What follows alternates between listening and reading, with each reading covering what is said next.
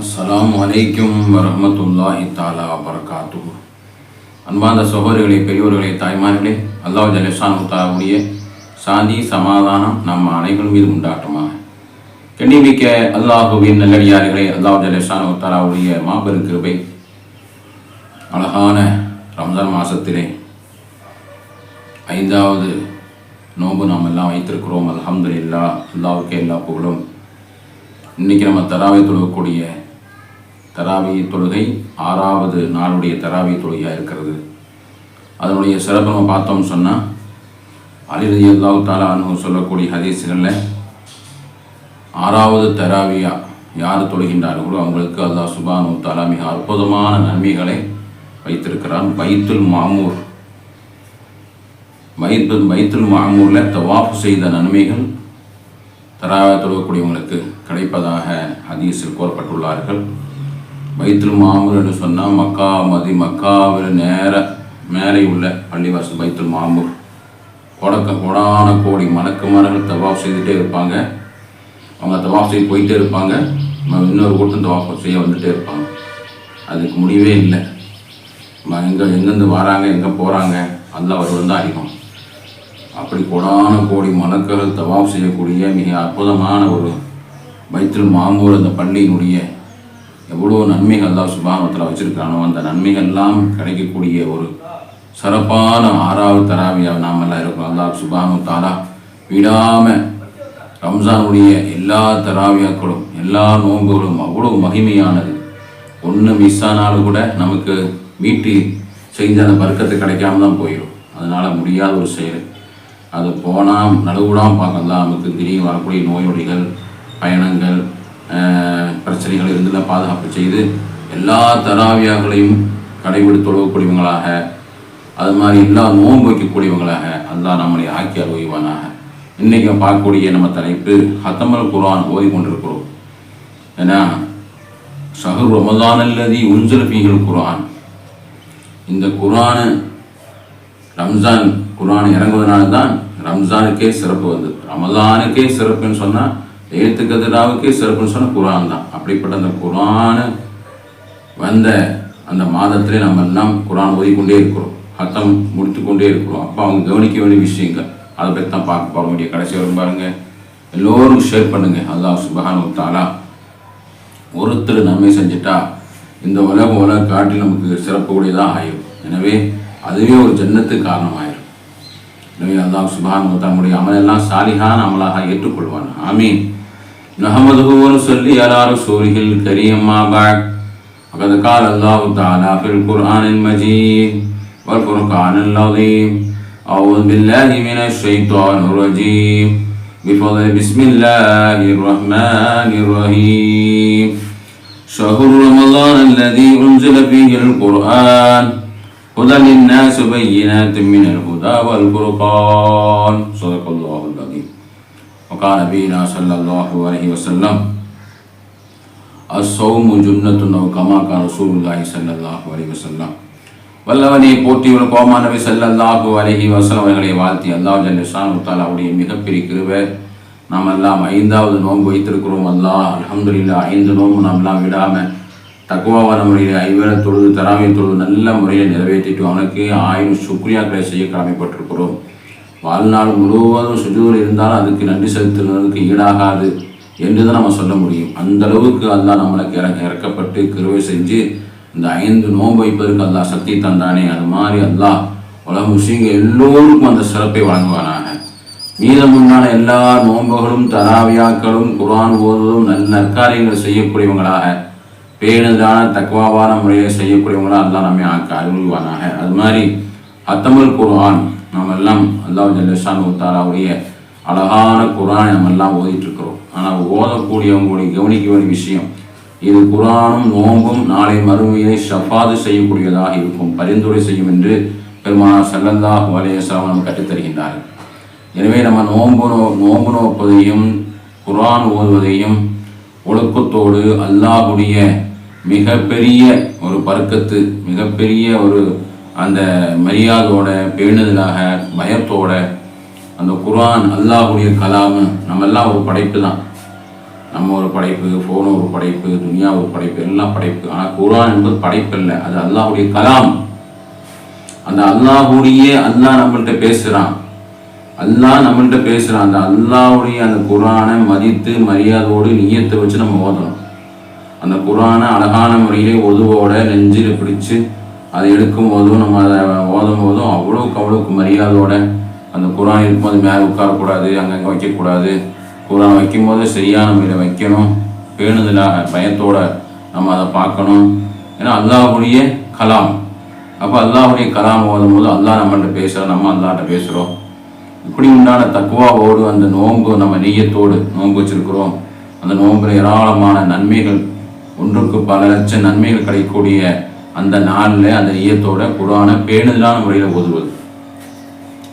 இவ்வளவு அல்லாஹ் சுப்ஹானஹு வ தஆலா அவ்வளோ சிறப்பு இருக்கக்கூடிய அந்த குர்ஆனை நம்ம மற்ற புக்கல்ஸ் படிக்கிற மாதிரி மற்ற அதவு இல்லாமல் ஒழுக்கம் இல்லாமல் உதவு இல்லாமல் சும்மா கடனுக்காக வேண்டி நம்ம ஓதக்கூடிய விதத்தில் ஓதணும்னு சொன்னால் அதனால நமக்கு அது நரகத்துக்கு கொண்டு போய் சேர்க்கும். அல்லாஹ் பாதுகாப்பு செய்வானாக. குர்ஆனு நோன்பு அழகான முறையில் நம்ம நிறைவேற்றவில்லைன்னு சொன்னால் அதுவே நமக்கு எதிரியாக மாறிடும், அதுவே நரகத்துக்கு போகக்கூடியதாக கொண்டு போயிடும்.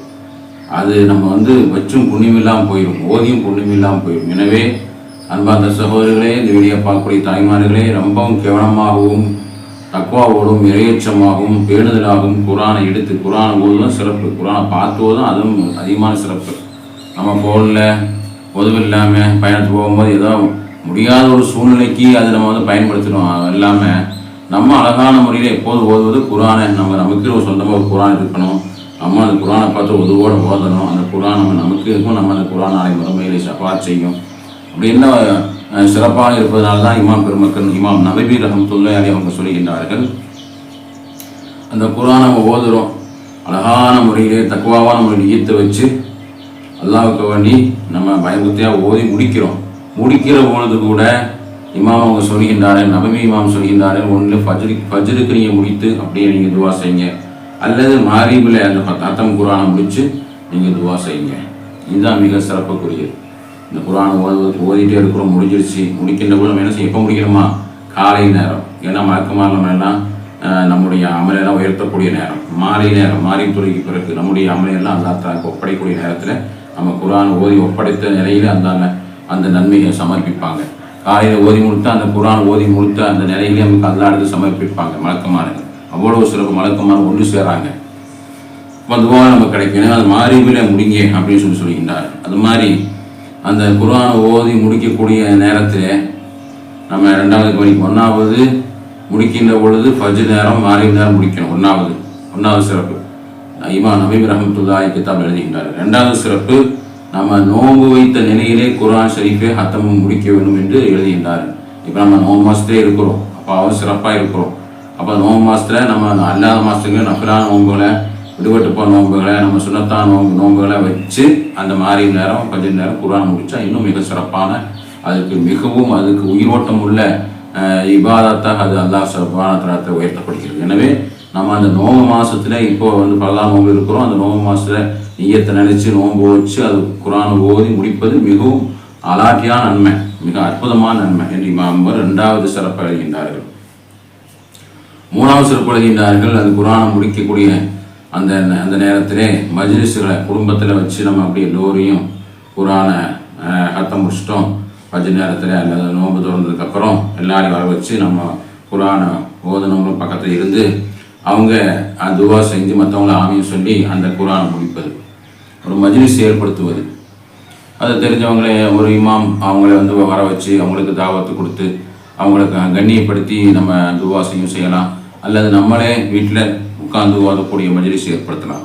வீட்டில் உள்ள உறுப்பினர்களை, பெற்றோர்கள், நம்முடைய பிள்ளைகளை வச்சு அப்படியே ஒன்று திரட்டி நம்ம குர்ஆனை ஓதி நம்ம முடித்து கொள்வதும் சுன்னத்தாக, மூணாவது சுன்னத்தாக இமாம் நவவி ரஹ்மத்துல்லாஹி அலைஹி நமக்கு கற்றுத்தருகின்றார். அடுத்து நம்முடைய அந்த குர்ஆன் முடிக்கக்கூடிய நேரத்திலே மலக்குமார்கள் 4000 மலக்குமார்கள் அங்கே பங்கு கொள்ளுவாங்க அப்படின்னு சொல்லுகின்றார்கள். அப்போ அந்த நேரத்தில் 4000 மலக்குமார்கள் நமக்கு துவாவில் அவங்க கலந்து கொள்கின்றார்கள். எனவே நம்ம என்ன செய்யணும், குர்ஆன் ஹத்தமை ஓதிட்டே இருக்கிறோம், தினசரி 2 ஜூஸ் 3 ஜூஸ் ஓதி முடிக்கிறோம். முடிக்கிற நேரத்தில் நம்ம அப்பப்போ துவா செய்வோம், நம்மளே துவா செய்வது. 2 ஜூஸ் முடிஞ்சுதா, நம்ம முடிச்சு நம்ம எடுத்து வேலைக்கு போகிறோமா போய் வச்சுட்டு அங்கேயே துவா ஓதுவது. அப்போ நம்ம 4000 மலக்கு ஒன்று சேர்ந்து அந்த துவா நம்ம கிடைக்கக்கூடியதாக இருக்கும். ஹத்தமுக்கு துவா முடிக்கும் போதும் இந்த மாதிரி 4000 மலக்குமார் வருவாங்க. முடிக்க துவா செய்கின்ற பொழுது இந்த 4000 மலக்குமார்கள் நமக்காக வேண்டி ஒன்று சேர்ந்து துவாவில் கலந்து கொள்கின்றார், நமக்காக வேண்டி ஆமீன் சொல்கின்றார் என்று குறிப்பிடுகின்றார்கள். அது மாதிரி முடித்த உடனேயே அப்படியே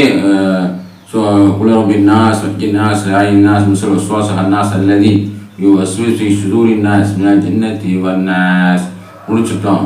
முடிச்ச உடனே அப்படியே பாடக்கூடாது. சூரத்து பக்ராவில் ஒரு ஆயத்தை ஒரு ஐனை ஓதி